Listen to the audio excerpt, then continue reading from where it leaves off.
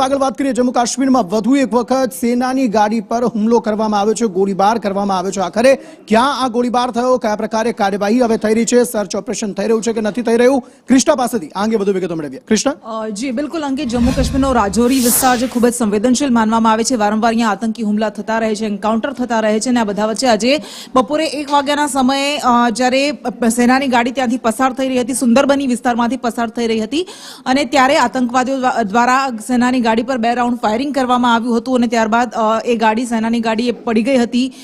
તરત જ પોલીસ બોલાવી લેવામાં આવી, રેસ્ક્યુ ટીમ બોલાવી લેવામાં આવી અને સુરક્ષિત એમને બહાર કાઢવામાં આવ્યા। સદનસીબે આ ઘટનામાં કોઈ જાનહાનિ નથી થઈ, પરંતુ આ ઘટના બાદ વધારે ફોર્સ બોલાવી લેવામાં આવી અને આખા વિસ્તારમાં પેટ્રોલિંગ હાથ ધરવામાં આવ્યું છે। આવી ઘટનાઓ બની રહી છે। જો કે સેના દ્વારા આ ઘટનાને લઈને હજુ આધિકારિક રીતે કોઈ પુષ્ટિ કરવામાં નથી આવી, પરંતુ એ વાત પણ સામે આવી રહી છે કે ગઈકાલે રાત્રે પણ અખનૂર સેક્ટરમાં જે પણ એક આવો જ વિસ્તાર છે રાજૌરી જેવો, ત્યાં પણ સેનાના જવાનોને શંકાસ્પદ ગતિવિધિ દેખાઈ હતી અને ત્યારે પણ ફાયરિંગ કરવામાં આવ્યું હતું, કારણ કે આ વિસ્તારમાં આતંકીઓ છુપી રીતે આવે છે અને સેનાના જવાનો પર આતંકી હુમલા પણ કરી દે છે। તેના કારણે સેના વધારે અલર્ટ બની ગઈ છે। અંકિત જી કૃષ્ણા, આભાર સમગ્ર માહિતી આપવા માટે। જો કે સેનાએ પણ નક્કી કરી રાખ્યું છે કે આ પ્રકારના આતંકીઓને શોધીને તેમને ઠાર કરવાના છે। ઓપરેશન ઓલ આઉટ પણ ચલાવવામાં આવી રહ્યું છે અને અલગ અલગ જગ્યાએ સેના જે છે તે મુસ્તેદી દાખવી રહી છે, જેને પગલે આ પ્રકારની ઘટનાઓ જે છે તેના પર અત્યારે લગામ લગાવવામાં આવી છે અને સાથે સાથે આતંકીઓને સતત ઠાર કરવામાં સેનાને સફળતા પણ મળી રહી છે।